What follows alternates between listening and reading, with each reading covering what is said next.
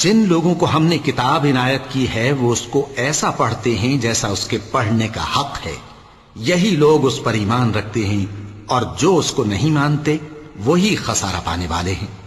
اے بنی اسرائیل، میرے وہ احسان یاد کرو جو میں نے تم پر کیے، اور یہ کہ میں نے تم کو اہل عالم پر فضیلت بخشی، اور اس دن سے ڈرو جب کوئی شخص کسی شخص کے کچھ کام نہ آئے، اور نہ اس سے بدلہ قبول کیا جائے، اور نہ اس کو کسی کی سفارش کچھ فائدہ دے، اور نہ لوگوں کو کسی اور طرح کی مدد مل سکے۔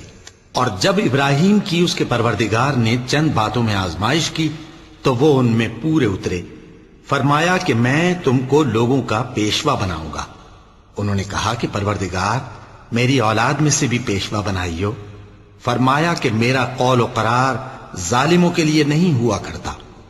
اور جب ہم نے خانہ کعبہ کو لوگوں کے لیے جمع ہونے اور امن پانے کی جگہ مقرر کیا، اور حکم دیا کہ جس مقام پر ابراہیم کھڑے ہوتے تھے اس کو نماز کی جگہ بنا لو، اور ابراہیم اور اسماعیل کو حکم بھیجا کہ طواف کرنے والوں اور اعتکاف کرنے والوں اور رکوع کرنے والوں اور سجدہ کرنے والوں کے لیے میرے گھر کو پاک صاف رکھا کرو۔